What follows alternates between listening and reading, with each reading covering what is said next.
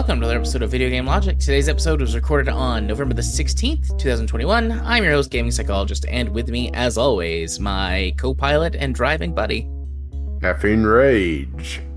On today's show, we will, of course, be discussing the games that we have played. Amazon Games switches off New World's entire economy after players discover another duping glitch. The GTA Trilogy, we're going to be talking about the definitive shit show as that game launched to much chagrin. And on Community Corner, we got a submission about Activision Blizzard's Bobby Kotick is under pressure to resign. We'll tell you what to know on today's show, and then we'll have a discovery queue. Doobly doo. Howdy ho. How are you, Rage? Well, I'm feeling better. I'm not sure what you're on, though. I don't either. Weird Have stuff. you been in my cough syrup again? I don't think so. Sunday night, we stopped playing Forza, and I was gonna go to bed, and I started to get a headache. I'm like, oh, this sucks. I'll just take some ibuprofen real quick before I go to bed. And then I went and laid down. How it started. And I had a migraine. That's how it started for me. Yeah, I had a whole actual, honest to God, nausea, noise, light sensitivity, migraine. It was terrible. That's maybe the second or third migraine I've had in my entire life. So I was up half the night, went to work yesterday, stayed up way too late last night playing Star Wars RPG, and now I'm here. So maybe I'm just tired. I don't know. I feel pretty functionable, but that could go downhill real quick. Well, as long as you're non-fungible. Or fungible, sorry. Oh, I'm very fungible. I don't actually know what the word fungible means. I believe it's fakeable. Fungible. Fungible. Of goods contracted for without, I feel like there should be a comma there, for without an individual specimen being able to be replaced or replaceable by another identical item, not mutually interchangeable. Okay, so I was wrong. So, yeah. So of goods contracted for without an individual specimen being specified, able to replace or be replaced by another identical item. Basically unreplaceable. So fungible is something that can be replaced or interchanged, and non-fungible is something that could not. Because the example it gives is money is fungible, in that money is raised for one purpose, can easily be used for another one. Mm-hmm. So there you go. Fungible. And thank you for our word of the day. The word of today is fungible. Fungible. Yeah. Basically, last Sunday, while we were playing games, I started to get a runny nose. And earlier that day, I also had a migraine. Not as severe as yours, but, a bit of a grumpy grumperson with a headache.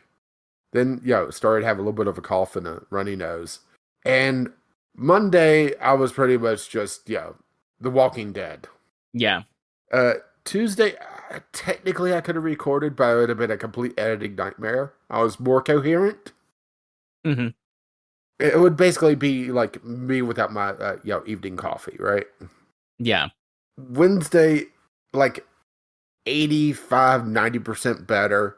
Still runny nose, still going through tissues like crazy. And got to the weekend, and it's pretty much just now a bit of a runny nose. My nose is actually healed up because where I have fairer skin, pretty much any tissues whatsoever, if I have a runny nose for long enough, I look like Rudolph. I look like Rudolph that lost a fight with a cheese grater. Just streaks of peeling on my nose, red as hell. So, yeah, that was my tweet the other day where, I'm at the point where I have both a runny and chapped nose. Yeah. Which makes blowing my nose all sorts of fun. I still have a little bit of a runny nose and a little bit of a cough from, just drainage, but feeling better. I would say still 95% of the way there because I still, don't sleep all the way through the night because, drainage makes me wake up with a hacking cough, and then I, throw the cat off of me, get on my side, and go back to sleep. Yeah. And then the cat, sits and judges me half the night because I disturbed her. At least the other one isn't still sitting on the scratching post staring at us in the middle of the night. You just wake up and you see the silhouette staring at you. Like, I could totally kill them. I won't because they feed me, but I could totally kill them. Yep. Don't typically have that problem with the dog. No, the dog would accidentally kill you. It wouldn't purposely kill you. That's true. Yeah. If my dog killed me, it would be an accident. Not sure if that's all that much better, honestly, but yeah, whatever works. So, how about things that are worse? The games we played, or at least I played. Right. So I got a few I could talk about. I'm going to save a couple for next week. Okay. And there's stuff to unpack with this game. But come on, you missed it. So, Unpacking. And ironically enough, there's not a lot to unpack as well at the same time. So Unpacking is one of these Zen puzzle games. That's what they describe it, and I would agree with that one. Where you go through different stages of this character's life in different apartments, their rooms. There's 5 levels. There's 5 different moves. Each time you're unpacking more and more because you're progressing through the character's life. Like the first one is you're unpacking going to their big girl room. Basically, sounds like they're moving out from their sibling, a shared room with their sibling, or moving into a bigger bedroom in their parents' house. Yeah. Then to a college dorm. Then it looks like you're moving in with someone, and every time there's more and more to unpack. And for a puzzle game, this game sucks. Outright. Because there's no puzzle element for it to be a puzzle game. And as a Zen game, unless you go into the settings and turn off a couple of things, it sucks. As a value to gameplay ratio, it doubly sucks. The game is only a couple hours. Oh, okay. You want to know how I really feel? It sucks. Wow. So, I wouldn't have guessed, honestly. Okay, so the game is only a few hours long, and it's $20. That's, strike number 1. Strike number 2, it's like you're unpacking for a moody, brooding mute. You could tell you did something wrong. They'll look at an item, but good luck figuring out where the fuck it's supposed to go. So the idea of this game is you're unpacking boxes and putting stuff away, all right? But the problem is, the game has very, very set rules for what goes where. Okay? And you're left to try to interpret what these items are because it gives you no context whatsoever what the hell it is. So you're trying to figure out what this, this like flat object is. Is it a scale? Does it go in the bathroom? Is it a cutting board? Does it go in the kitchen? Is it a drawing pad? Do I put it in the bedroom on the shelf there? And you're left with just guesswork. So as a puzzle game, it's absolutely terrible. Now there's an option to go into the settings and turn off the this restriction where you can place items wherever you want and make it more of a Zen game. But then you're taking what little gameplay there is and cutting it in half because now you're just unpacking boxes until you unpack them all and, see all the stuff, and then you just move on to the next house. Or you sit there and just arrange things, which is great and all, but there's, you could go play The Sims and, have more freedom in that. You have more items to mess with. You have other things to do. Right. This is just one of those games that absolutely baffles me. There's a very chill soundtrack, but I'm just sitting here, getting angry, trying to figure out what is this multicolored flat object supposed to be, and where the ever-living fuck am I supposed to put it, because it's the last item that's left, and you put it anywhere that it doesn't belong, and it just sits there and flashes red at you with absolutely no context of where the hell to put it. So eventually, after like 10 or 15 minutes of just trial and error of, okay, put it here, still flashing red. Okay, put it here, still flashing red. Okay, move around a few items, put it on the shelf there. Still flashing red. I just go into the settings, turn off, or turn the option on to, put items anywhere. Oh, look, the level's complete. Move on. But then you just get to the point of, well, what's the point of the game at that point, right? Yeah. I mean, there is a little bit of a narrative of the third level is you're moving into or to an apartment or a house or something that is obviously you're moving in with some sort of partner, either a roommate uh, or a romantic partner or what. But yeah, once again, you're still paying a lot of money for a very, very short, simplified story when there's so many better options to deal with this. You know? Yeah. It honestly feels it's not even half a game. It's like a quarter of a game or a third of a game. Now, if there's post-release support that adds twice as many levels, it might be worth the price it is. But as it stands right now, no. It says very positive on Steam, with 90% of the people playing it giving it a thumbs up. Good for them. They're wrong, but good for them. I have definitely heard more positive takes on this game than negative. In small sample size, couple of gaming podcasts I listen to, a couple of gaming YouTubers who've checked it out. I feel like maybe the reason that you dislike it Is I'm more more of a gameplay person. is that I was gonna say you're more of a gameplay person, and everyone that I have listened talk to about it isn't bothered by sort of like the puzzle aspect of like figuring out where stuff goes, Mm-hmm. and they enjoy it more as a just like a chill out kind of, and appreciate like the storytelling that's being done through the gameplay mechanics of like the progression of this person's life. Mm-hmm. I mean, I do appreciate that, but at the same time, it just irritates me that there's not more to it, you know? Yeah, that is fair. Um, is that it? Yeah, Is that all you I got? would say check it on Game Pass because there's no way it's worth the money. It's shorter than a normal Lost phone if you don't get stuck like I did. They just get frustrated, Yeah, which is saying something, right? yeah. Okay. Well, I guess I'll tell you about my game then.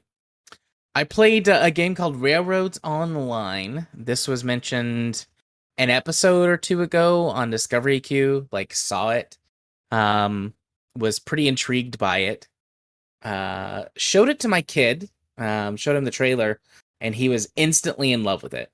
And I'm like, ooh, Christmas! Like this could be a Christmas present. If it's good. And he's like, well, let's buy it. And I just flat out lied to him, like, oh no, buddy, it's not. You can't buy it yet. The game's not out. He's like, Mm. oh, okay, well, we can get it when it comes out. And I'm like, yes, but Christmas present material. Mhm. So I bought it. Early access, $35. There was not a sale or a deal, but I was like, you know what, I'm gonna roll the dice on this because it might be something really cool to do with my kid, and that's worth it to me.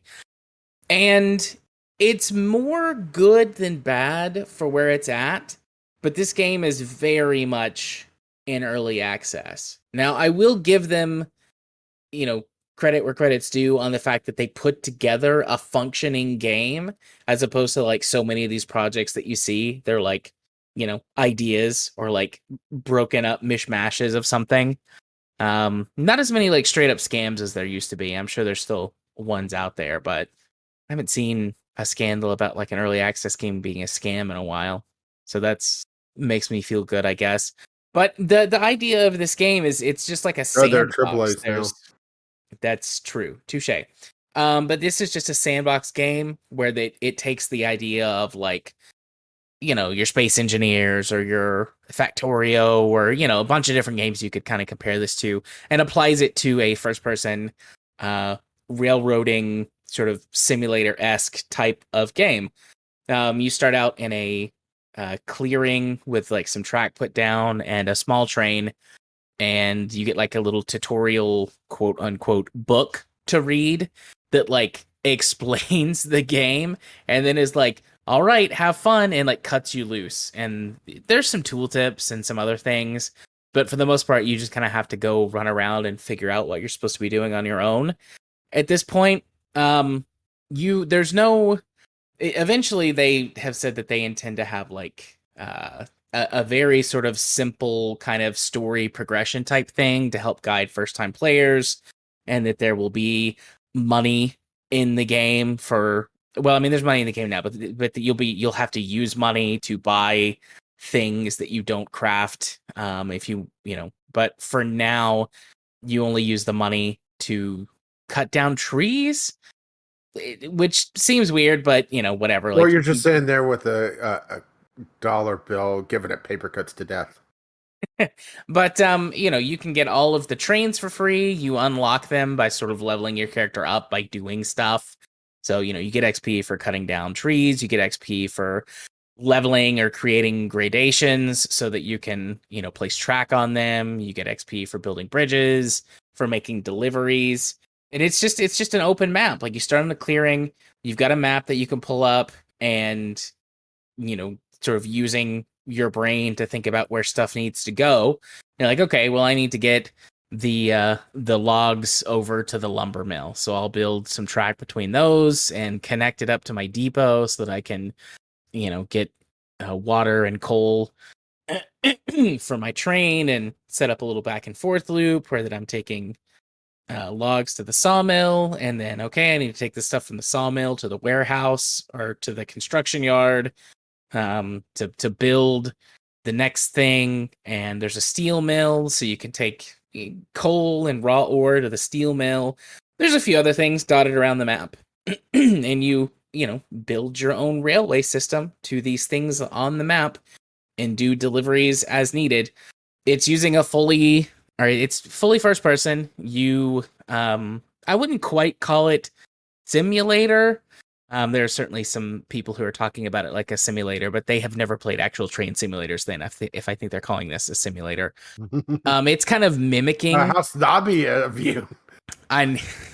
You're right. They've never really played a. They've never played a real train simulator. If they're calling this a sim, it's got a few aspects of, like, you're in first person mode, so you manipulate the controls yourself. But other than sort of waiting for the steam to build up, this is all steam engine era at this, steam locomotive era tech. So, think the Wild West with the costuming and stuff.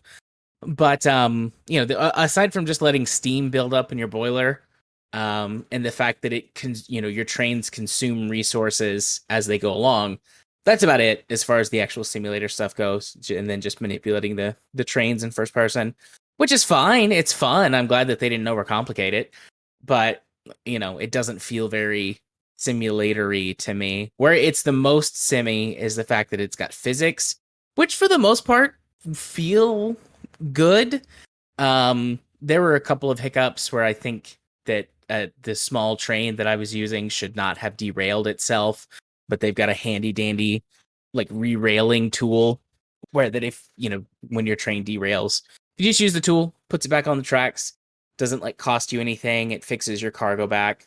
I don't know if they will ever change that, maybe make it like less lenient or something, but I think right now, they're very much of like, okay, well, we're still trying to figure this out, so things could be weird. And that's kind of the basics of it. I mean, it's a solid platform, and I could see it being built into a really good, fun game for multiplayer communities. I mean, you could set up persistent servers for, you and your friends. You can have up to 10 servers going at a time. If you wanted to do that, there doesn't seem to be like a real player limit. And there are people online who have developed stuff. I hopped onto someone's game to just kind of mess around with some of the things that it would have taken me a really long time to build on my own, and get a few like tips on how to actually start building things. Because, like I said, there's like a 1-page Word doc basically of like, here's what the game is, go have fun. What the game needs the most at this point is much more easily accessible and understandable player information. While there are some tooltips and some things like that, a lot of times they're kind of vague, or there are some minor glitches within the menus that make certain information be obscured. Sometimes you'll have a tool highlighted to like use, but then it doesn't work for reasons that I don't understand. And I think it's like getting kind of hung between menus, and you have to like press, go into the pause menu and then come back, and it will reset itself. I kind of got into the habit, if I was having to switch back and forth between tools really rapidly, of just like double tapping escape to pull up the pause menu and then close it. Mm. Um, the map never updates with anything that you put on it. So you build rail lines and stuff, and it's like you can get lost real fast, especially in the initial like track creation process, because all you do is you cut down trees, you use a grading tool to create sort of the mounding that train tracks often rest upon. I mean, you can build straight on the ground, but that has a lot of problems. So you create the mounding that the tracks go on, and then you come back and you place your tracks on top of it. Well, especially in the beginning where you don't have like a rail line to follow, you can get lost really easily. So that they need to have a map that updates as you place stuff on it. That's probably where they should start. They should work those things out and then add in do bug fixes. I didn't find many bugs. Like I said, the menu glitch. And then sometimes whenever you're placing an object down, it will collide and like form inside of another object, like primarily trees, but I saw it happen with a few other things as well. And building tracks, like whenever you connect two sections of track together, can sometimes be a little finicky and give you like some weird results that can cause derailings with your train. So that's a problem. They need to work on that. But otherwise, it's derailings on a train game is a bad thing. Yeah. But otherwise, I mean, most of what they need to work on is, just sort of adding more user information to the game. It's got a solid base. I would like to see that story mode. But it's pretty solid. If I was playing this completely by myself, I would probably just shelve it for 8 months and then come back to it. I think I'm going to check it out again in, sort of mid-December, and see kind of where it's at, and then decide then, like, am I going to buy this for my kid for Christmas, or am I going to wait till his birthday?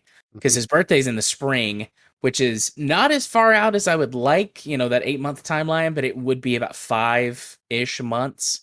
And if this game is going to remain, in active development, they should have some stuff by then, and just see, it might be a birthday present for him. But it's at this point, I don't think I could recommend people paying $35 for it. If it was a $5 or a $10 curiosity, I would say, yeah, go for it. But at $35, like I said, the only reason I checked it out was to see if it would be something good to get my kid for Christmas, so that we could play together. And I mean, also he could play by himself and enjoy it. But it's got promise. I'll say that it's got promise, and if they develop it and keep a good, healthy little community alive, I think it will become something really interesting and honestly unique in the train sim world. Like, there are multiple games where you can go in and use do sort of a railroad creation thing and make your own routes and stuff, but to my knowledge, there isn't a train game that lets you do it in this manner, and that has a certain appeal to it.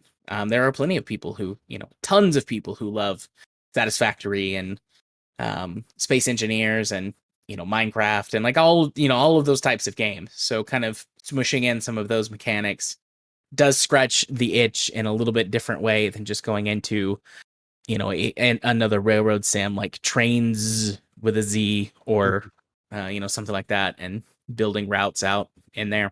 So yeah, You're Railroads making me Online. want to go back and play Machinki at some point. Yep, I still haven't played Machine Key. I want to. I will eventually. I'll get to it. I'll buy it and get to it. But anyways, yeah, Railroads Online. Now I'm gonna go see if they actually have had an update since the last time I played it, because looks like not a major one. I know the last time I played it, they've actually made it where the cities grow thanks to what you do in the game. So as you ferry people back and forth, it actually causes cities to grow, which is neat. Yeah, that is neat indeed. And also, they put more focus on road work as well. So, building a road network is on top of your train network. Hmm.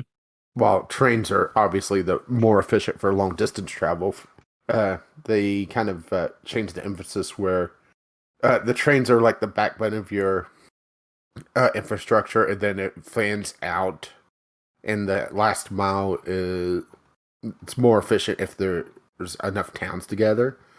Just build roads together to because you don't have to worry as much to uh, do individual signaling and have to worry about things crashing into one another as much.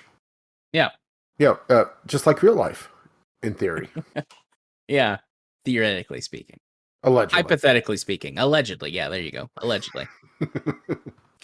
All right. You ready to go do some news? I guess. Clipping right along tonight.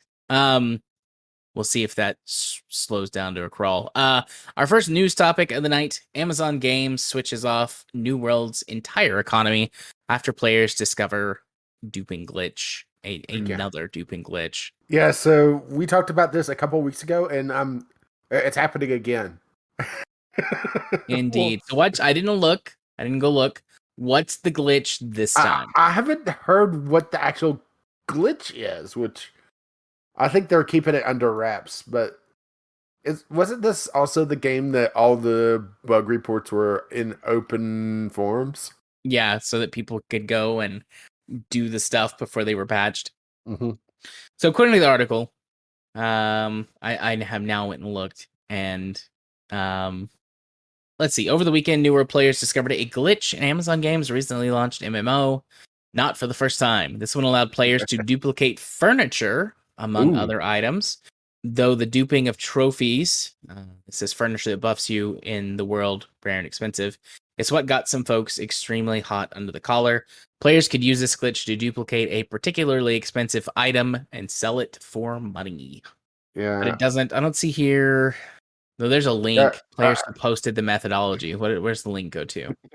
looks like, well, all the different duping glitches, which supposedly this is the fifth or sixth one that somebody's discovered, all comes down to one key flaw in the game. The game trusts what the client says way, way, way too much. Yeah. So reading on this forum post, a user, I guess this is speculating, says he believes they're using an exploit that allows that allows a player to force the respawn of elite chests around the map, and then you can get items back out of them. Oh, that would do it. And then someone responds, "Yeah, I did this by myself last night and got 5 elite chests farming. There's no trophy dupe, just too many people farming the elite chest bug." So there you go. This feels very much like a much more great game breaking version of Destiny's loot cave. I don't know if you remember this. Where people were just sitting there and shooting into a cave, right? Yeah, For because money. the spawn rate in this like one particular cave, like there was a line of sight to it that could let you get far enough away that the enemies would instantly respawn, but you could still see into the cave to shoot at it, and people would just go and sit and farm the cave for hours. Because it was the most efficient way to do it. Yeah, it was the most efficient way to level grind and to get to try to get rare loot drops. Or for a more recent version of it, the Willie's glitch in Forza Horizon 5. Or it's not even glitch, it's the fact that they put a super wheel spin early on in a very cheap car's skills tree. Yeah. So people will just sit there and buy people, totally not me, totally, will just buy hundreds of these things, and the wheel spins would pay for themselves. Not like 99 times out of 100. Yeah. I So, mean, if you're going to make a grindy game, people are going to figure out a way around it. Now, the problem is whenever you have multiplayer, a competitive multiplayer scene, and the fact that you know, this is like this is ultra amateur hour for a big company like Amazon, right? yeah. It's just So mind blowing that nobody sat and said, "Hey, this."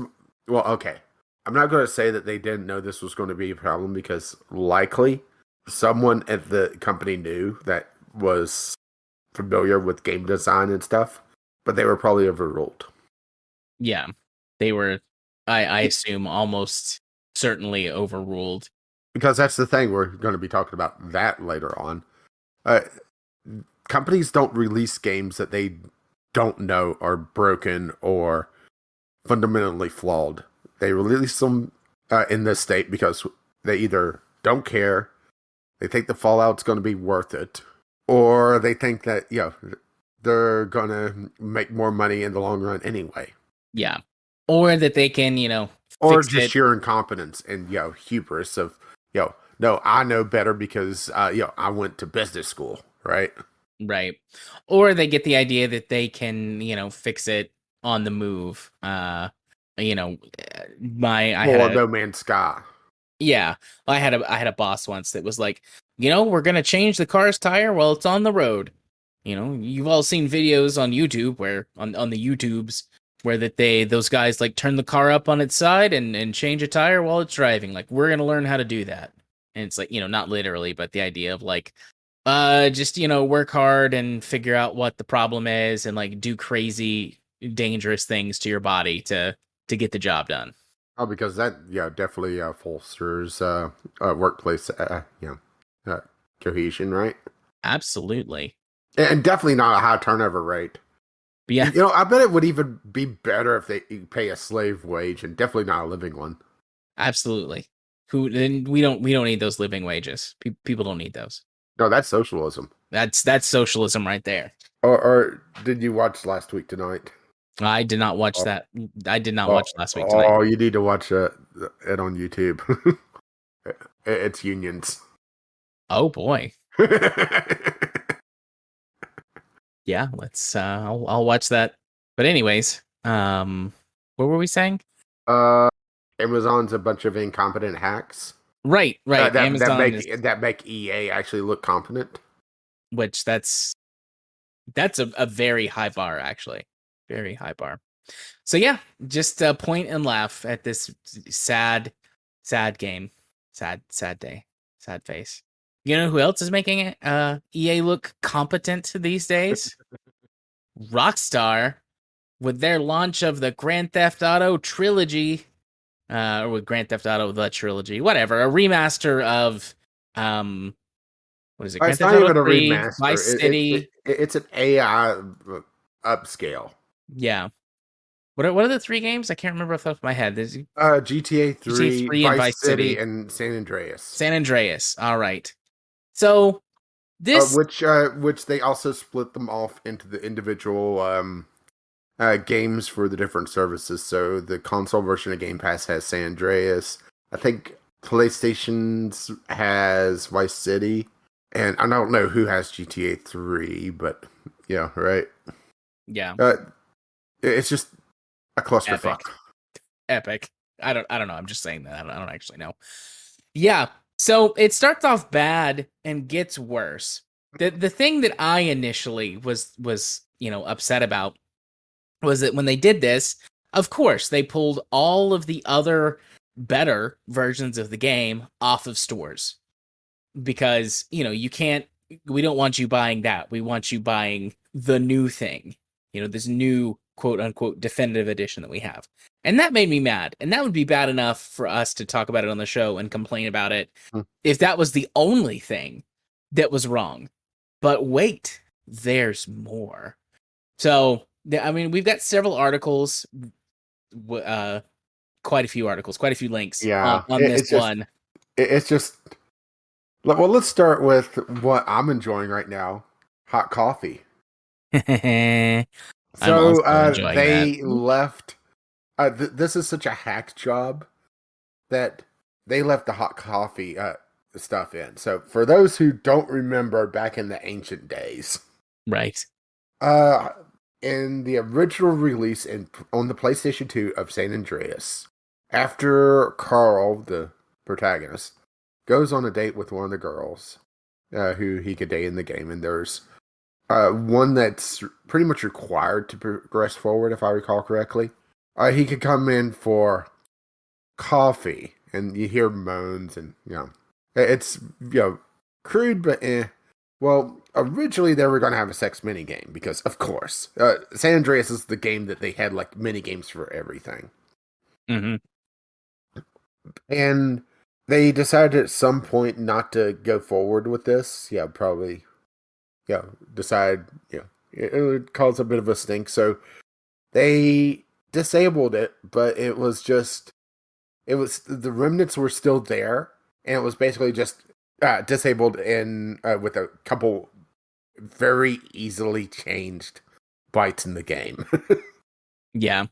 It was quote unquote disabled.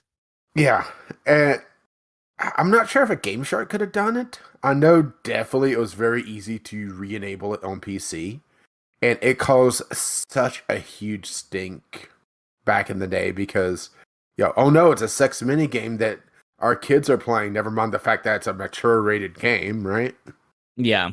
And it caused the ESRB to re-rate it at AO, which because it's adults only, a lot of retailers don't want to touch because ew, nasty. Never mind the fact that oh no, the it shows two character models dry humping while fully clothed, mind you. Yes. Yes. I always thought that was hilarious. But in the same game, you drive a person to attempt to commit suicide because you've ruined his career and livelihood. You've basically bankrupt him. There's just so many fucked up things that two characters dry humping is what puts us over. It's hilarious. Yeah. But that's in the definitive edition that was originally released. They've retracted it, and they've also scrubbed some of the files. Like, oh, let's pick another one almost at random. How about all the music files that they were supposed to remove that they didn't? Yep. So they published music that they do not have the rights to. Boy, it's a good thing that there's not a consumer or sorry, a industry watchdog group that is very litigious that goes after people for publishing stuff that they don't have the rights to, right? Especially Yeah. the music area. Ooh. So once again, this was disabled at least in the definitive edition, or definitive in sarcastic quotes, via scripts. But you still download the files, right? Yeah. Oh. I love the one that's about so sort of the part two to this stuff that's being left or stuff that's in the game that would probably be better off if it wasn't was what There was people there was one other thing that was in the original release for the definitive edition that they made a little whoopsie. yeah. The uncompiled source code. Yeah. They released the source code for the it was either the source code or the scripting code. It was unencrypted, uncompressed, with all the original dev notes. I mean, the PS2 era dev notes. Yeah. Which I love those. And honestly, I totally get it. I totally get the notes being in code the way that they are, having done a bit of coding before and like you Yeah, put in there. but just uncompiled code, right? Yeah. My favorite one that I've seen so far is one from the dev. So the note in the code says this shit doesn't work the way they wrote it below, so we'll just show the text and then place a blip at the beginning of the mission. It's like I love that. It's like this shit don't work. How do we fix it? Like I love that. I get that, Someone who's like been there like 12 hours getting ready to leave. It's like, "All right, Johnny, go over the code one more time. Go over your section." And it's like, "Shit, how did I miss this before? Doesn't work. Fuck it. I want to go home." Like I get that. I love that. Or the fact that internal notes, one of the islands, Prawn Island, they refer to it in the dev notes as Porn Island Or an because that's island. yeah. Yeah. It's just Mwah. And that I honestly And I can't. all the restaurants are referred to by their real life counterparts instead of the in game ones like Pizza Hut. Yeah, yeah. Very Grand Theft Auto though to just call a place Porn Island. I wish that had stuck around into the game. I get why that it couldn't. Mm-hmm. That would be a good way to get a higher rating slapped on your game, Almost like having characters dry hump. right? I feel like Porn Island would be received much worse than fully clothed characters dry humping. I don't know, maybe I'm wrong, but Mm. So, to the things that should have been removed, as in yeah, everything. yeah. So, I mean, the game itself is just a mess. The amount of like bugs and issues that the AI algorithm or whatever, when it went through and remastered the game, like the amount of issues that it caused are numerous. Some sort of common examples that, this type of thing like pops up over and over again.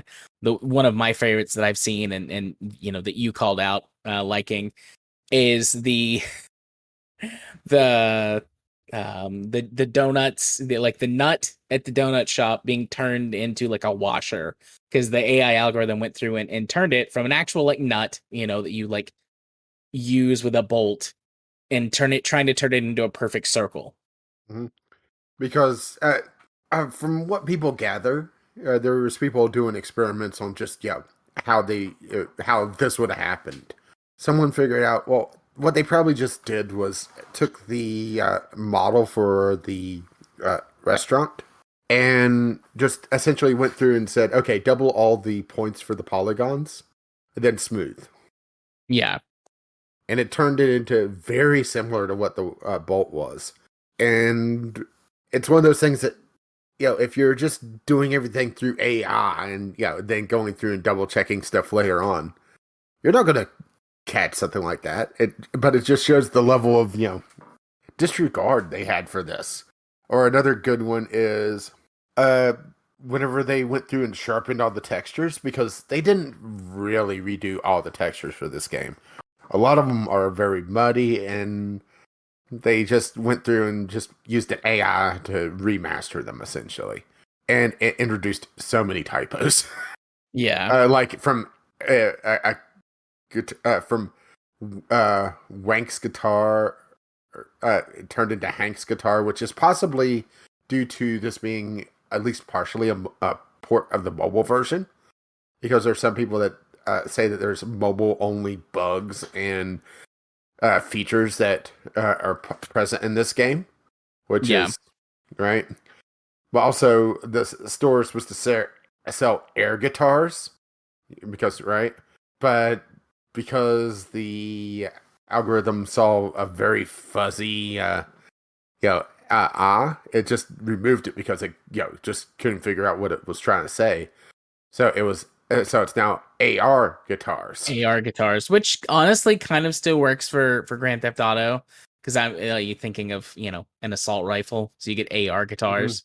Kind of works, not like super great, but kind of. I almost like this game. It kind of works, but not really. Or another one is all the rain is like super opaque white raindrops that fall no matter where you are. Yeah, and makes the game unplayable, especially certain missions that take place at night. Like the Mm-hmm. horrible contrast is the I think the wrong word to use, but it's like just this horrible like rain, like super like blown out like white streaking across the screen, like makes it impossible to It looks like play. a flock of seagulls are going overhead and just relieving themselves.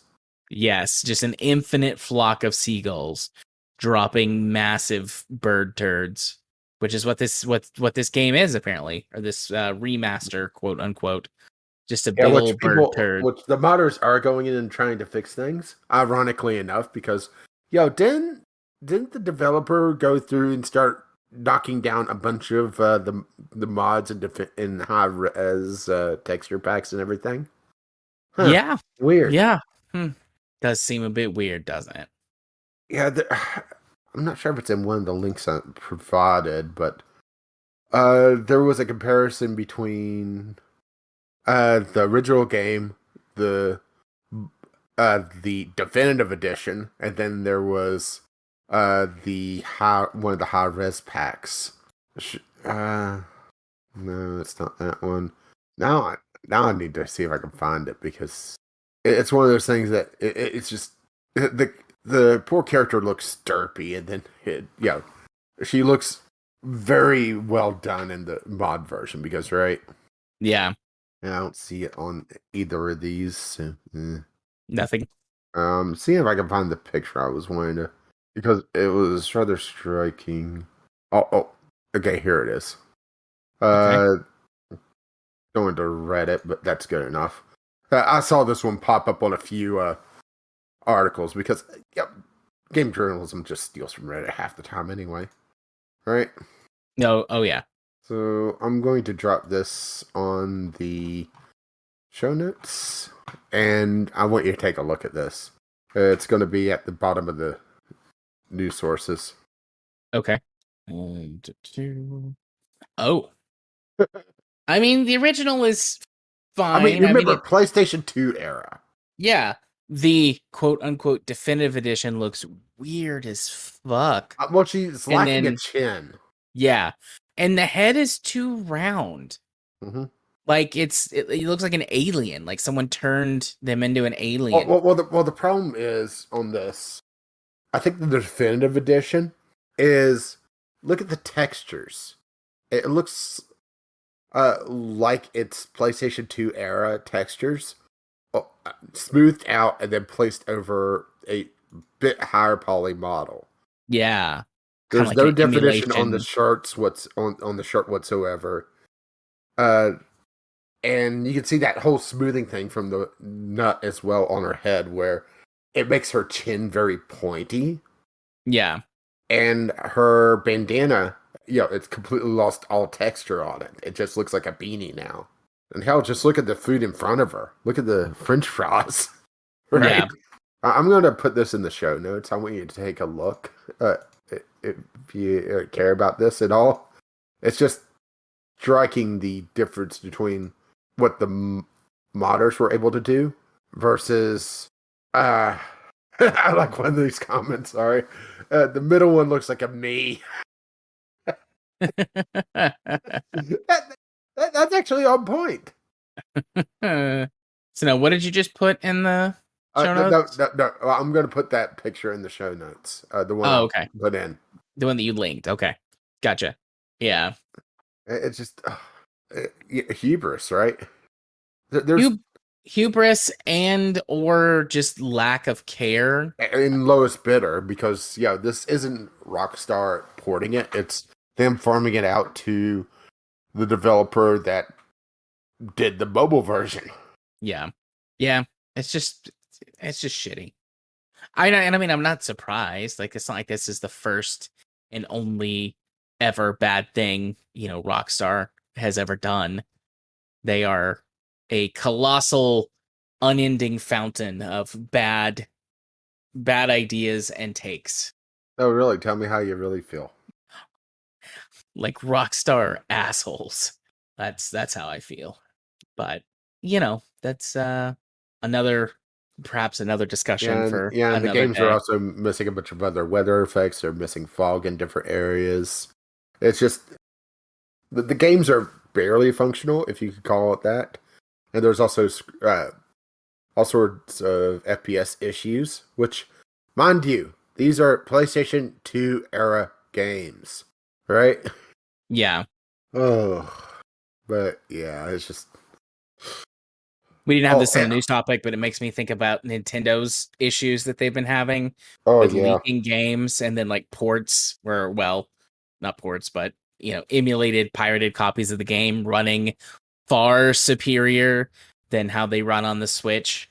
Well, the explanation for that one, supposedly, is that they built a really piss poor emulator for the Switch, and the previous time they did emulation on the Wii U, and actually the Mario Trilogy 3D thing, is those were very specialized emulators for those particular games. Not defending Nintendo, saying that they should not be held accountable for their shitty ports because they should, but also trying to explain, what happened before and why it's so different now. The person basically that built those emulators left the company, so it suddenly makes a lot more sense why, right? Yeah. But anyways, Oh, and also, whenever they discovered that they were pushing out files that they shouldn't, they pulled the Rockstar launcher for the game. And mind you, you need to go through their launcher to launch the game because, of course, you do. So PC players for several days were not able to play their game because, of course, right? yeah, of course. And there's people saying, "Oh, instead of going through Rockstar to try to get your refund, go here instead to their company that they do their transactions with because it's a lot easier." Because they were also trying to delay the refund, saying, "We're working on it." Yeah, that just oh. Some hot garbage right there. And that's the thing is that if this was released at even a remotely decent rate, this would have made so much money. You know, What do you mean at a decent rate? You mean like not I mean, a decent state. Oh, okay. In a decent state where it was, you know, even if it was just properly upscale graphics or properly remastered graphics, and they didn't really tackle any of the bugs. They just got it working on modern systems and got it looking decent. They would have made so much money with this, right? Oh yeah, they definitely would have made all the money in the world with a To be fair, remaster. you can't sell shark cards for this, but they would have made a lot of money on it. Oh yeah, But now, they're dealing with all the fallout. People that are in the know are going to be avoiding this like the plague because, right? yeah, and as well they should be.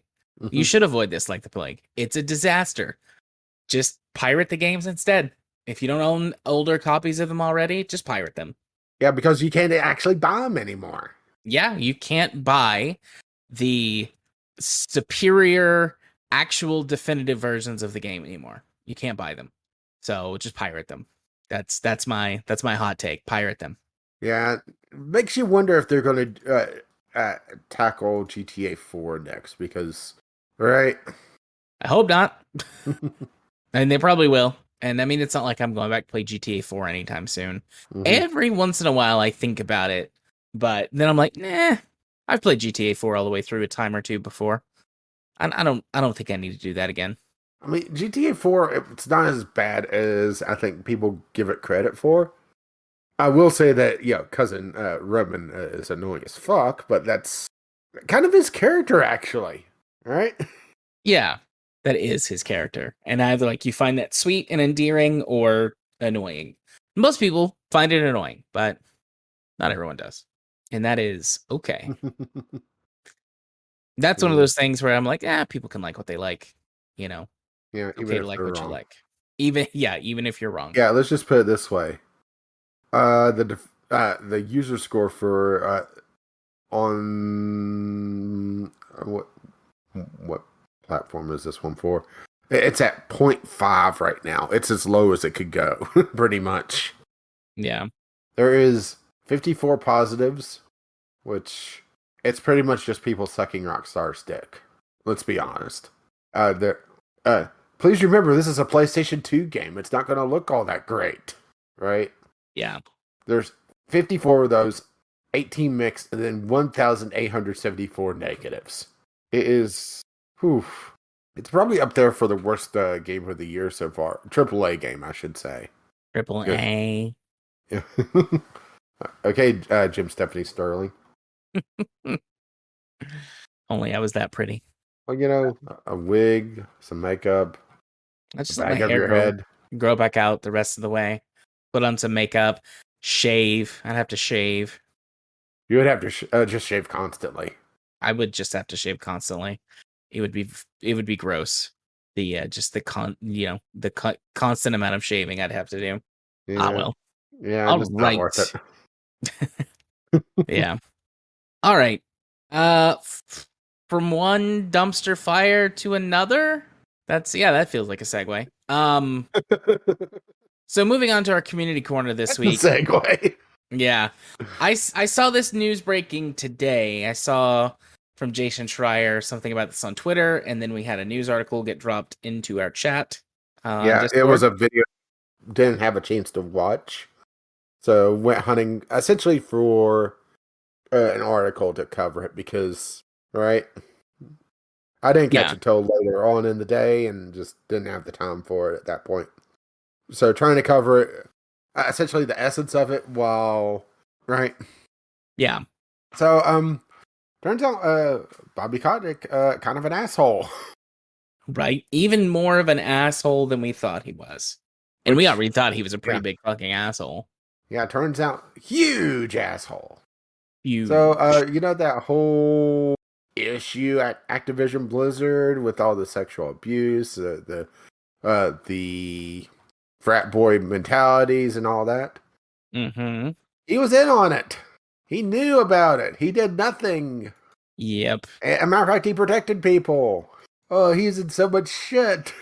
See, Not legally, mind no. you. Yeah, I was gonna say, I mean, we want him to be in so much shit. We want He's him he's gone full Freddie Mercury. He's under pressure. under pressure. Doom, doom, doom, tick, doom, doom. Anyways. You're welcome. um, After your musical interlude. yeah. So yeah, Bobby Kotick accused of sexually harassing and or assaulting and then also protecting people who were also doing sexual harassment and or assault. You know, he's going to have to watch out. He might end up being offered a place in the Catholic church at this rate. Yeah, make him a priest. Um Oh, that was terrible, wasn't it? it was. But yeah, so after all of this started, however many weeks ago it was now, it at least started in terms of the public eye. Like obviously the stuff had been going on for much longer than that, but A couple years. yeah. But you know, all of this coming out to public light, a very short condensed version of the story is that employees at Blizzard started banding together to be like, this is bullshit. You know, we're not doing this. We demand action. And many things have happened.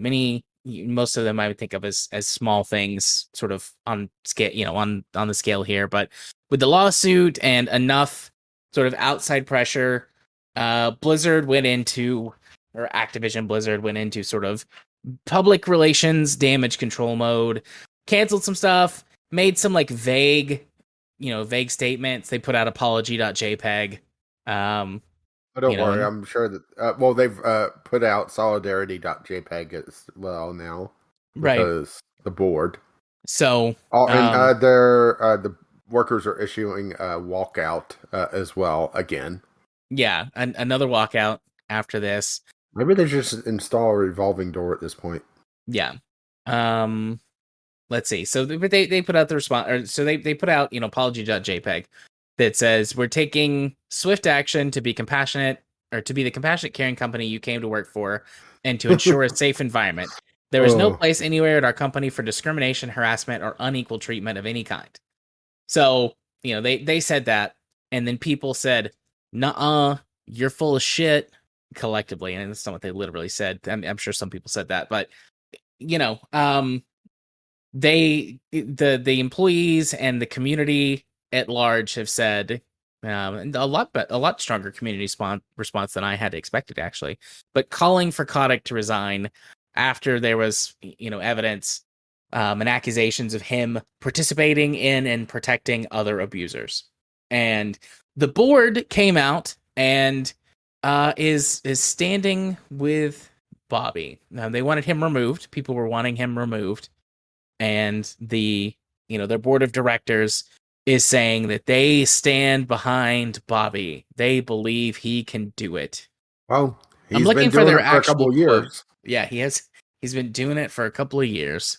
I'm looking for the actual quote in this news article. It might be buried in here somewhere, but I'm Yeah, going well, I'm going to drop another one in another article. from Ars Technica from today. So After bombshell report, Activision employees walk out, demand CEO resign because, right?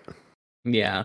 All right, so here it is. The Activision Blizzard. So this is a response from the board members. The Activision Blizzard board remains committed to the goal of making Activision Blizzard the most welcoming and inclusive company in the industry. Under Bobby Kotick's leadership, the company is already implementing industry-leading changes, including a zero-tolerance harassment policy, a dedication to achieving significant increases to the percentage of women and non-binary people in our workforce, and significant internal and external investments to accelerate opportunities for diverse talent.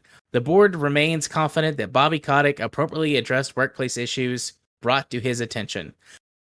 The goals we have set for ourselves are both critical and ambitious. The board remains confident in Bobby Kotick's leadership, commitment, and ability to achieve these goals. So, They yep. also were criticizing an inaccurate and misleading report Yeah. that said that he knew about it because, right? Yeah, because of course they would. Just, and nothing will happen.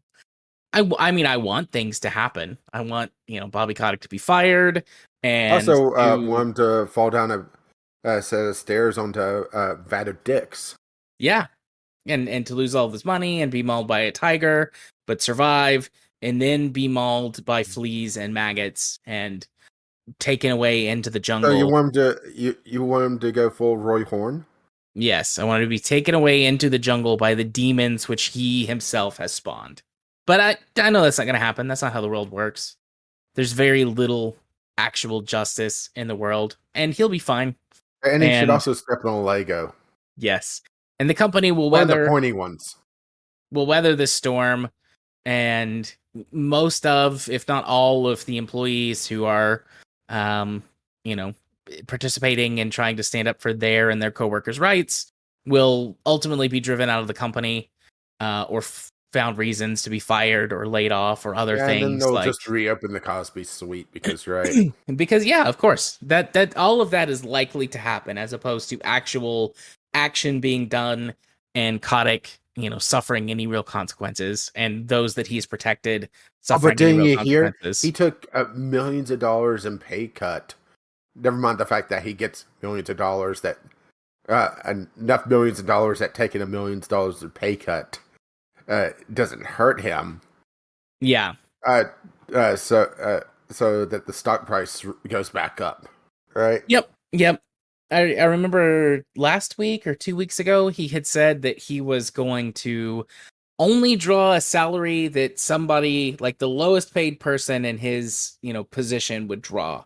And it was still like double minimum wage.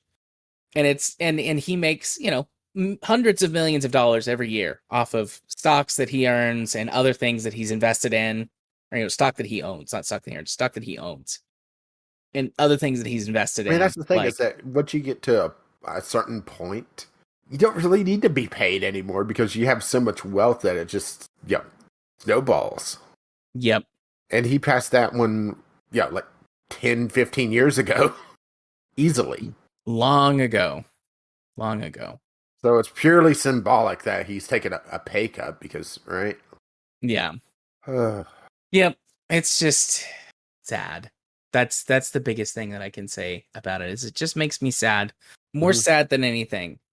Like, on the one hand, like, it's validating to be right. Like, it feels good for like 3 seconds to be right. And then it's like, oh yeah, the thing that I'm right about is horrible and terrible. And God, I wish I was wrong. Mm-hmm. I mean, I love all of the posts that it was like dumpster fire, or like all of the stuff that we got in Discord. And like, I get it. And absolutely, it's a dumpster fire. And it's kind of funny. And like, that horrible, like, you laugh because if you don't, like, what's the only other option? But it's mostly just depressing, right? Like, everybody looks at the dumpster fire and they're like, huh, neat. And then they move on, you know?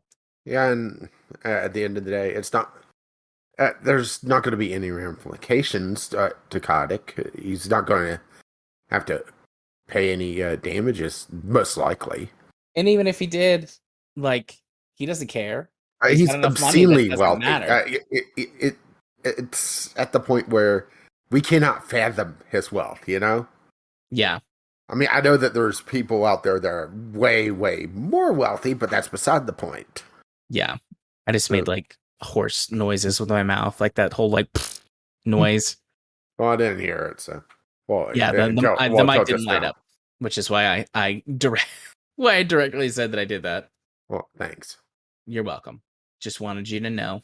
And knowing is half the battle. Indeed. So yeah, sorry everyone listening for that we made sad.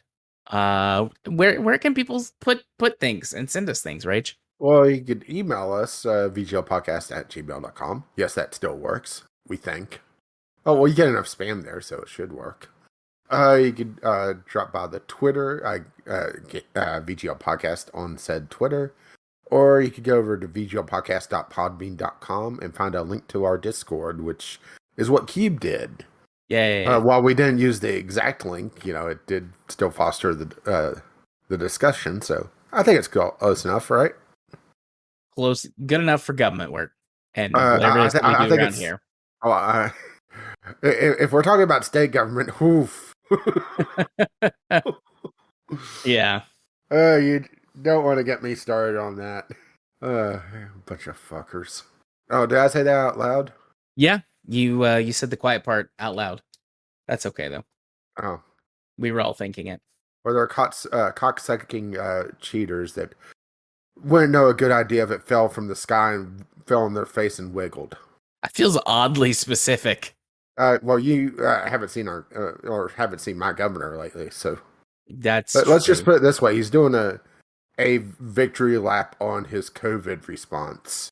I'm guessing a very undeserved victory lap. Very undeserved. Yeah. With his pet dog or his pet bulldog, baby dog. And honestly, I still think that having a COVID press briefing, which he's still doing 3 times a week, or actually more like 9/10 of the time, he's not talking about anything COVID related.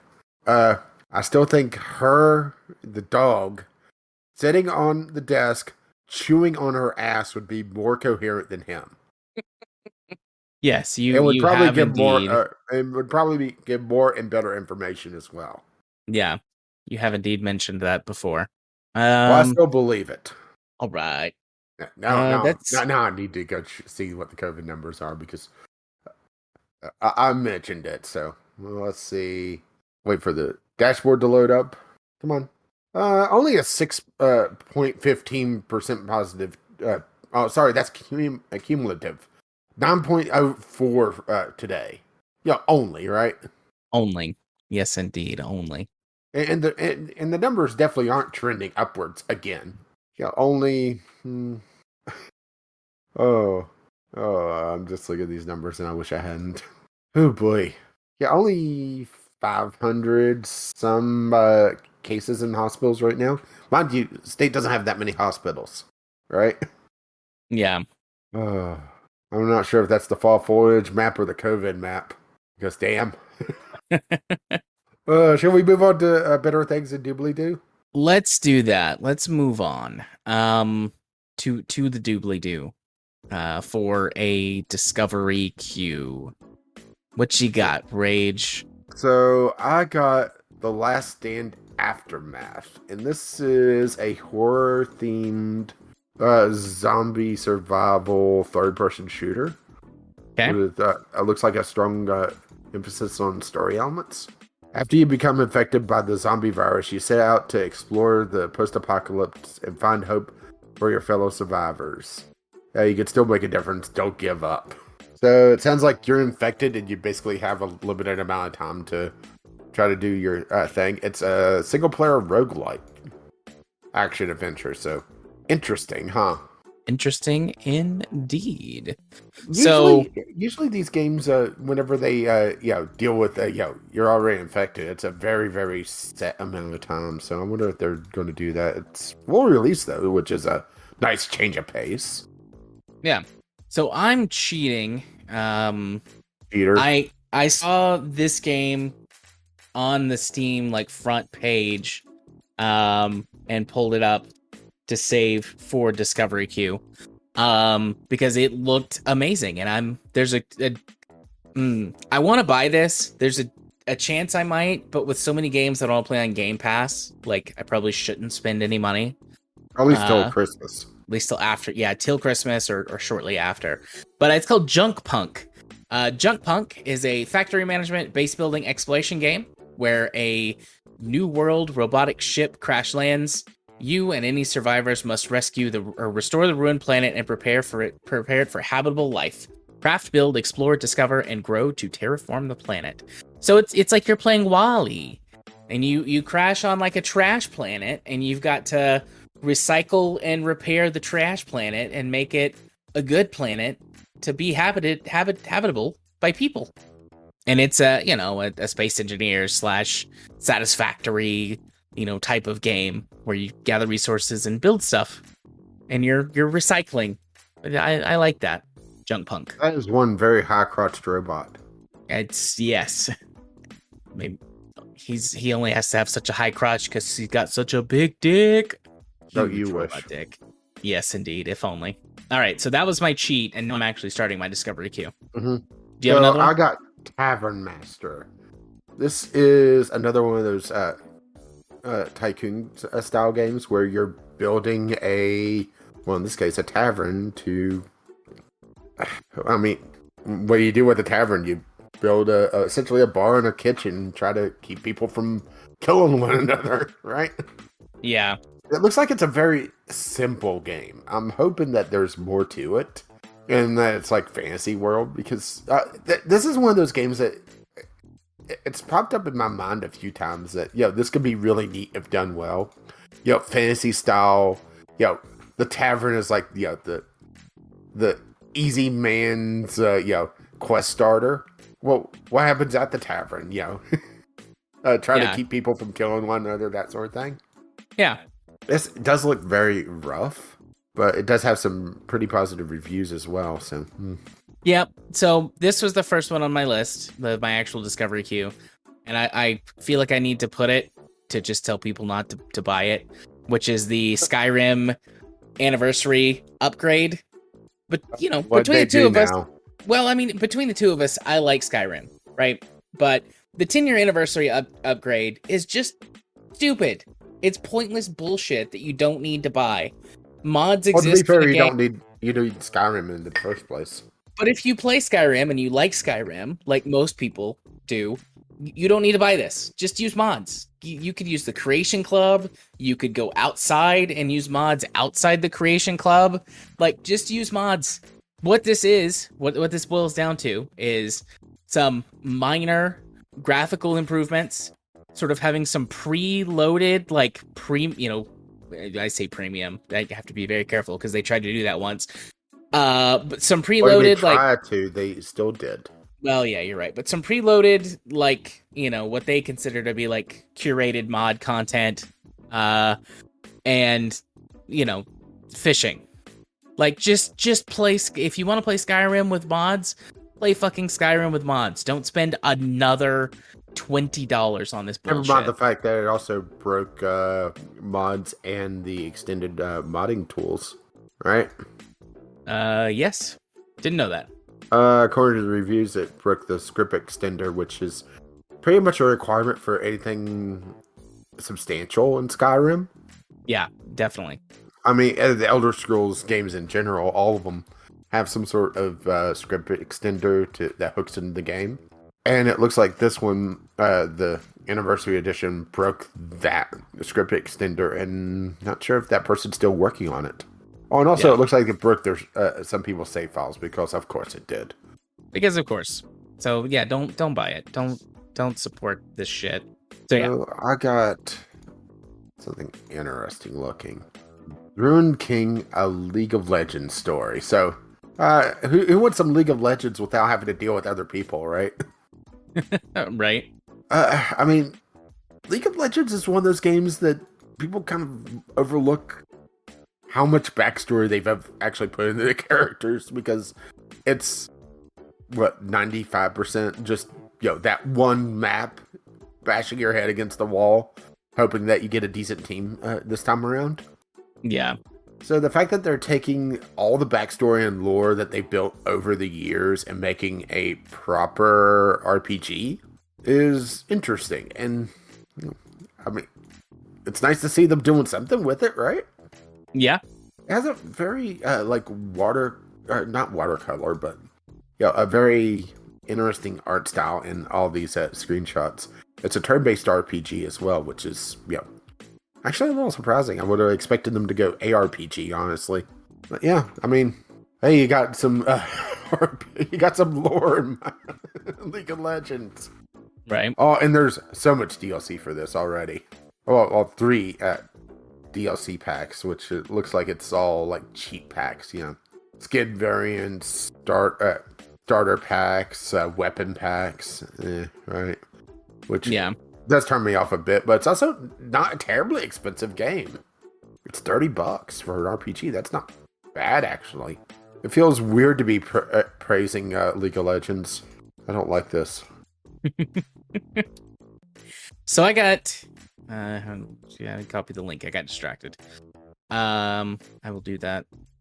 But I got Kyanga. I don't know how to pronounce that. Seeds of Civilization. This is a city builder game that I'm pasting the link to. There we go.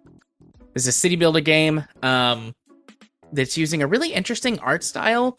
I feel like looking at this, like it feels like it's kind of a mix of a bunch of different architectures and using sort of a cartoony art style. Although this could be like just the screenshots being disparate, showing off different, different sort of cultures, like historical cultures, maybe that you can like play as. Oh, there's the odd. But looks like there's these like interesting creatures, like alien-esque like creatures, or maybe like mythical creatures. Maybe these creatures exist in mythologies that I'm not aware of. Looks like there's some that's like land masses are riding on the backs of, or like little cities. This is really neat. Yeah. I don't know how to describe it other than like neat and kind of weird looking, but like weird in a good way. Almost it looks kind of like a sort of a natural progression of some God games. Some of those God games from 10, 15, 20 years ago. But I don't think you're playing as like a god or whatever.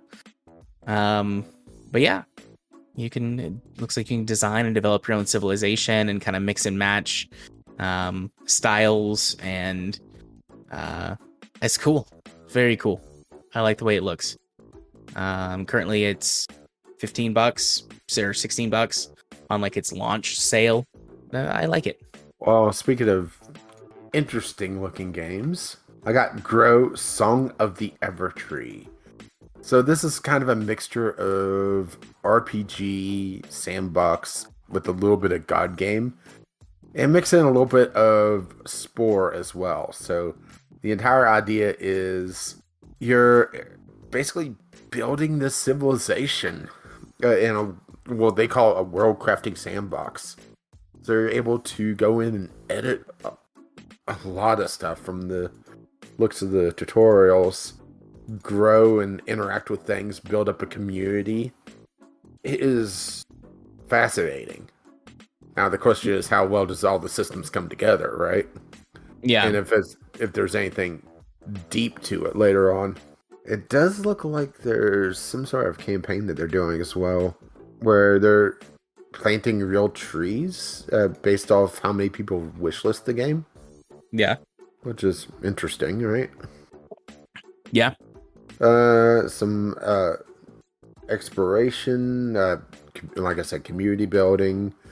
A lot of the world looks like it's grown though, so it's plant tending and that sort of thing.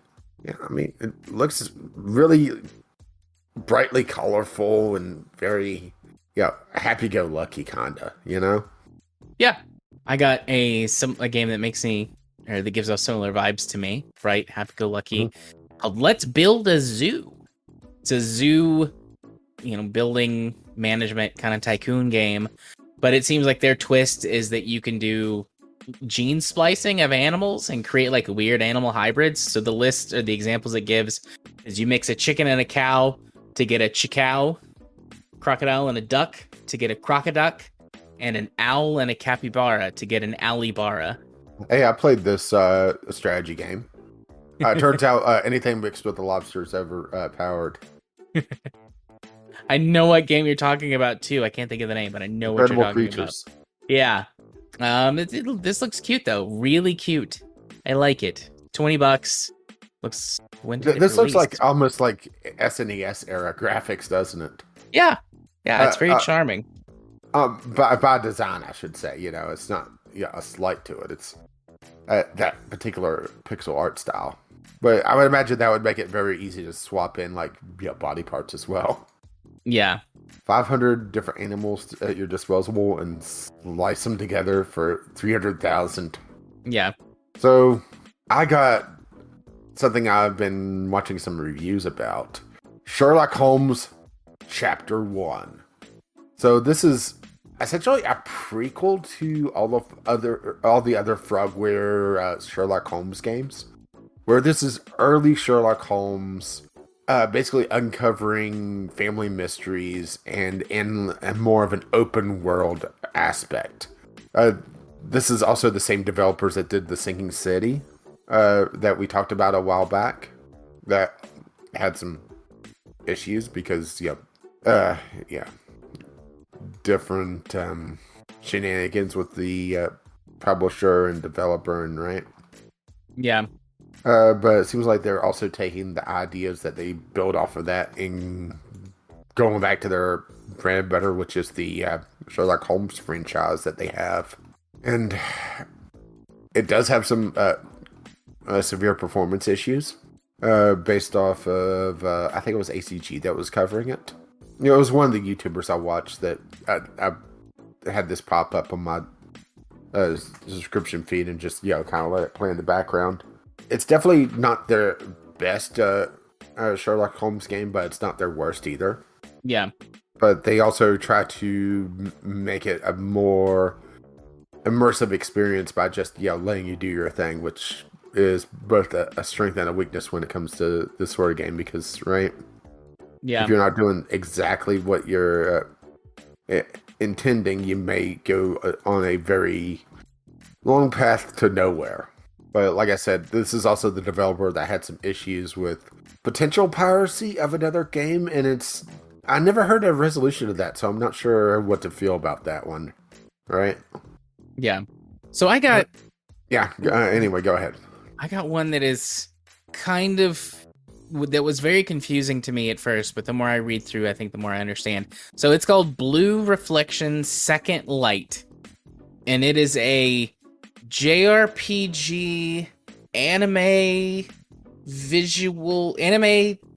open world game with visual novel storytelling elements ? It seems like a really weird mishmash, and apparently this is a sequel. There's a first one that's just called Blue Reflection that I've never heard of.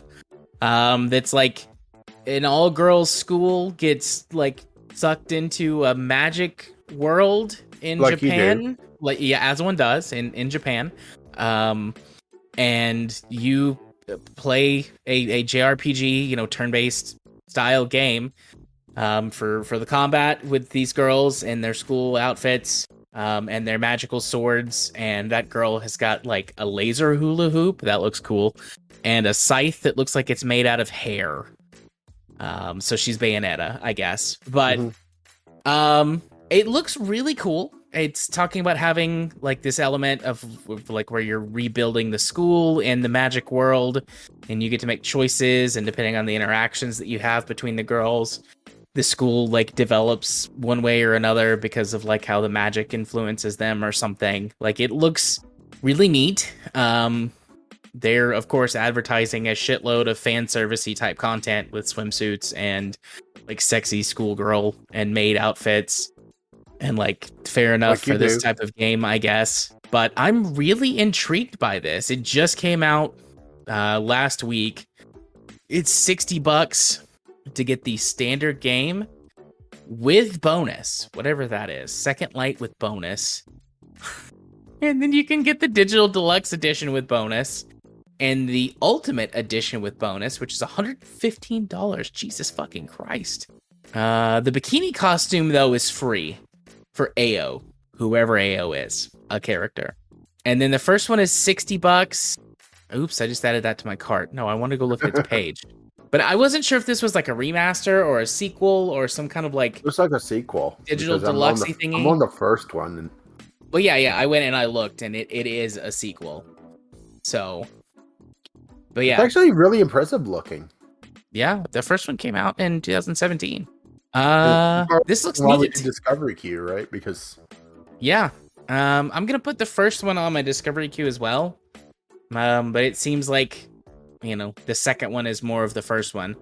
But just, for completeness.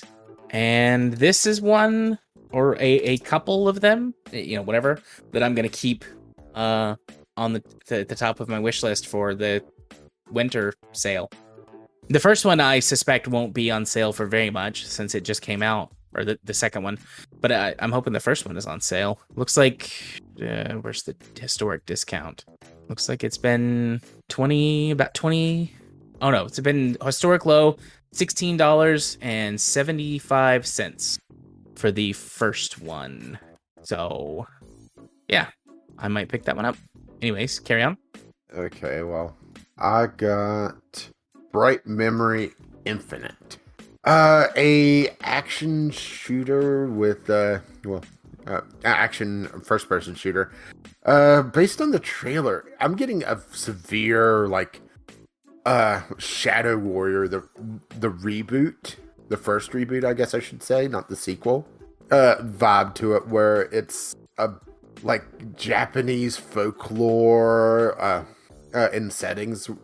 Only, you're also running around with assault rifles and cleavers and just going nuts. Yeah. Fair amount of DLC for it, though, because of course, right? That's how it is. It looks like one of them puts one of the main characters in a bikini because, of course, right? Of course, as you do, as one does. I mean, it looks impressive, and pretty cheap for what it is as well. I mean, $20, right? Yeah.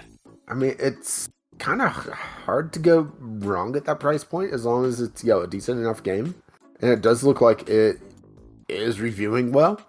So yeah. It does look like there's a sequel. Might be a remaster that I'm just not familiar with the base game, which is always possible because can't know everything. Yeah.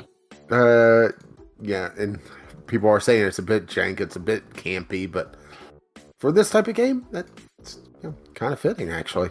So I got my last one. This is Jupiter Moon's Mecha. It is a deck building card battle mecha game, where that you build a deck, or actually it looks like you can customize your mech and then build a deck, and the combination of those two things fight opponents in pitched mech combat. It looks very cool. I like a good card battle game, a good deck builder game, and I love me some mechs. Really? And mecha. I love mechs and mecha. I know it's hard to believe. I know that I've only posted a shitload of tweets this last week talking about BattleTech stuff again, so it's hard to believe, but I do like mechs, people. I at least have a good role in the mess hall to give you guys some buffs? Absolutely. Best support staff an old mercenary commander could ask for. I don't have a ton to talk about on this one, but it looks interesting. A sci-fi, essentially twin stick shooter, where you're running around. Almost sounds like you're a robot. It's kind of hard to really make out what's going on with the sales pitch. It is early access. And a sequel as well, so I guess I should go check out their first game, which is actually in my library. That I've never played. There you go. But also it looks like it's a very, very, very different game, so, all right. Yeah. That said, you know, oh, it's in my library. Okay, I think I actually did this back on my YouTube channel back in the day, and it was a bit rough, and it didn't really cover a lot of what you need to know until you just kind of brute forced it for a while. So, hopefully, if this is what if I'm thinking of the right game, it just threw a bunch of stats at you, but never really explained it. At least when I played it, Yeah. memory serves correctly. They fixed some of the issues I had with it in the sequel, and you know the fact that it's getting a sequel, even though they are changing perspectives a bit, which does look like it would fit this type of game a bit better because the original was kind of not quite 2D, but yeah, or I should say a 2D game. You know, everybody was looking down, but the angle made it look a little bit flatter. But having the Yeah. isometric view, you know, usually gives a better sense of depth. So yeah, and looking at my next one, I got 2 remaining after this one, and this is intriguing. So I'm going to copy and paste this one.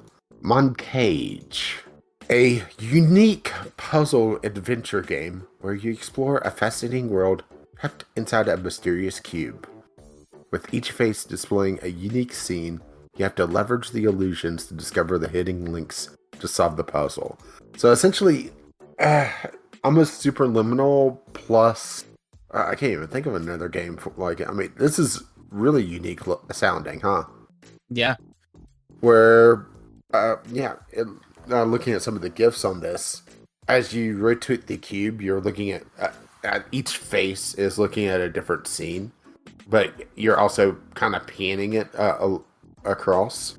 So think of how, like in Portal, if you were to move back and forth around a portal, you could see different angles through the portal and see different parts of the other side of it. Sort of like that with this, where as you move around the cube, it moves the scene as well, but you also start to see another scene that's in a different place and possibly a different time. And it sounds like the solutions are related to connecting the two. So one of the GIF shows like an oil rig that moving the cube a certain way causes the two sides to connect and creates an interaction between the two. Now, depending on how long it is, right? Yeah. Although this is, well, okay, it's not a particularly cheap game. It's a little bit outside of the impulse buy range, but $15, that's not terrible, assuming that's a decent length, right? Yeah, which the reviews say 2 to 4 hours. That's, right? Yeah. But also, if it's a high quality, right? Yeah. Bit short, but if it's high quality and that's the sort of thing that the audience is looking for, then that's not so bad. And something unique, that's the thing, right? Yeah. Because I've never seen anything quite like it. Let's look at my next one. No. And an idle game, so no. So yeah, that's my discovery queue. Okay. Even Well, though you cheated on me. I did cheat Cheater. a smidgen. Just a smidgen. Cheater. It's all right. Cheat. So anyways, hey Rage, why don't you hit them with them socials? Well, I've been Caffeine Rage. You can find me on the Twitter, Gaming with CR. If you wish to be my friend on Steam, you can find me there, Caffeine Rage. And you've been? Gaming Psychologist. You can find me on the YouTubes by searching for such. On Twitter at JMA4707. Give me my friend on Steam or Discord. JArthur4707 there. Woo! Woo! And scrolling back up, once again, if you wish to contact us, you can do so over at vglpodcast@gmail.com with your letters, voicemails, game-related topics. You can drop them on the Twitter, VGL Podcast, or you can pop over to the Discord, which you can find a link to that over at vglpodcast.podbean.com. And if you wish to share the love, you can find us on your podcatcher of choice. You can check out the RSS feed over at Podbean site. You can find links to all our stuff and links to the topics that we discussed today and our sources. Our lovely patrons have made this madness possible. You can find out more at patreon.com/BGL podcast.